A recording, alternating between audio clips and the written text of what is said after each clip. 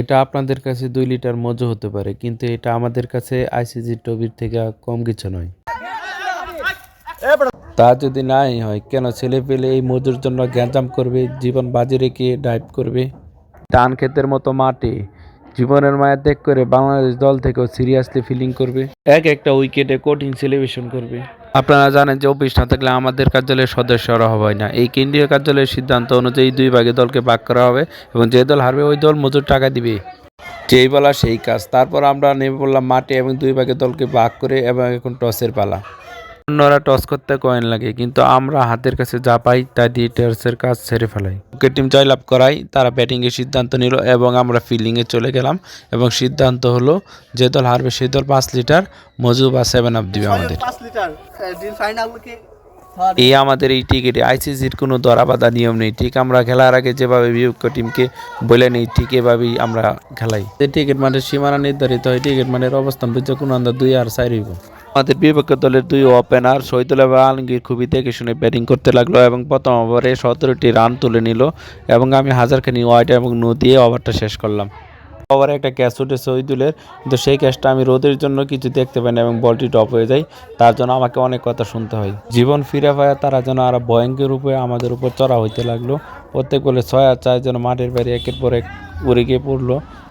Bat থেকে যেন একের পর এক দৃষ্টান্তর শট আসতে লাগলো। আলমগীরের মায়ের দিকে শহীদুল বলে, আমি কেন বসে থাকবো, সেও যেন আরো ভয়ঙ্কর রূপে আমাদের উপর চড়া হলো।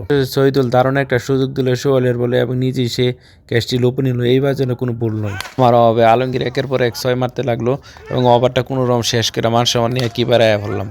কিপারও আয়সা আমার বলার এমন পরামর্শই দিলাম যে আর বড় ওয়াইড দিতে লাগলো। আমার এই পরামর্শ হইনা সোহেল একটা বালা বল করছে এবং তারপরে বলে উইকেটটা নিয়ে নিছে রাকিবুলের। এর পরে আমার আর ওভারে যাওয়ার সাহসে কোলাইল না, কারণ আমার ওভারের আগে ওরা বেদুর মারা মারছে। ওরা বয়াতে আমি কিপার আয়া ফেললাম। পরে নতুন বলার দিন রাকিবুল রাকিবিকে দিয়ে আমার চেয়ে বেশি হাজারখানি কয়টা নো বলতে আলছে। মায়ের দিকে নাইমের জন্য আর সহ্য হইল না। আলমগীর নামায় দা সে উঠছে, সে উইটাও একটা 6 মেরে দিছে। এই দুর্বল বোলিং লাইন আপ পায়া নাইম আর সৌরভে 124 রানের লক্ষ্যমাত্রা দিয়ে আমাদের 12 ওভারে 124 রানের লক্ষ্যমাত্রাকে সামনে রেখে আমি এবং সোহেল ওপেনিং করতে নামি। প্রথম বলি বাঁচতে বাঁচতে বেঁচে গেলাম, পিচ দিয়ে একটা 2 রান হয়ে গেল। পরে 3 বল উইকেটের আচরণের জন্য বুঝতেই পারলাম না বল যায় আর কইতে গেল, ব্যাট কই চালাইলাম আমি। পঞ্চম বলে ডাউন দ্য উইকেটে গিয়ে এক লং ছক্কা হাঁকালাম, বল চলে গেল সীমানার বাইরে। দ্বিতীয় ওভারে প্রথম বলেই রাকিবের উইকেটটা বিলিয়ে দেয় সহজ ক্যাচ লোপেনের বিপক্ষ দলের প্লেয়ার। তারপরে সোহেল নেমে একটা বাউন্ডারি হাঁকিয়ে নেই 4 রান। 12 ওভার খেলতে পারলে সহজে জয়লাভ করতে পারবো। দিক দিয়ে যদি আমরা একটু বেশি রান করতে পারি, তাহলে পরে যারা ব্যাট করতে আসবে তাদের জন্য ম্যাচটা ইজি হয়ে যাবে। তাই একটু দ্রুত রান করতে লাগলাম এবং 2 ওভার শেষে রান গিয়ে দাঁড়ালো 1 উইকেটে 30 রান।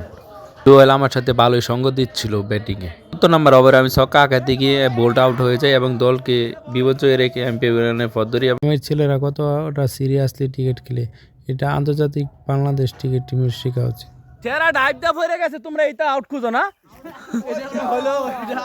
বউয়ের খাল নিচে গা এ আউট খুঁজো যারা। চি চি সোহেল নতুন জীবন পাওয়া পরের বলেই একটি ছক্কা হাঁকালেন এবং তারপরের বলেই গড বিহাইন্ড আউটে পেভিলিয়নের পথ ধরলেন। সেই সাথে আমাদের জয়ের আশা ক্ষীণ হয়ে আসে। তারপরে 2-1টা সিঙ্গেল ছাড়া আর কোনো রানই আসলো না এবং পরের বলে আউট হয়ে গেল আমাদের পরবর্তী ব্যাটসম্যান। কয়েকদম বারবার করার চেষ্টা করলাম, কিন্তু কোনো কাজই আসে না। এটা কে আউট হয়েছে লাগছে না বড়া, মারিত বাচ্ছে ব্যাট এ বড়া লাগছে না শহীদুল, লাগছে না বড়া, ব্যাট মারিত বাচ্ছে বড়া, ব্যাট মারিত বাচ্ছে, ব্যাট মারিত বাচ্ছে, তুমি দেখছো না? না না না পাগল নাকি, ব্যাট মারিত বাচ্ছে, ব্যাট মারিত বাচ্ছে, হ্যাঁ কইলে হইছে ব্যাট মারিত বাচ্ছে, ব্যাট মারিত বাচ্ছে, ব্যাট মারিত বাচ্ছে, কান্নাই ময়রা বাইরে গেলাম গা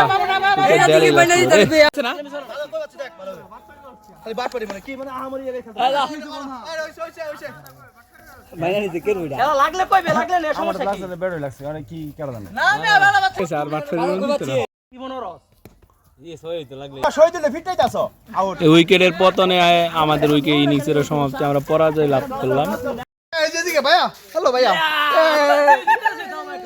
বিজয় দিবস উপলক্ষে আমরা বিজয় হয়েছি।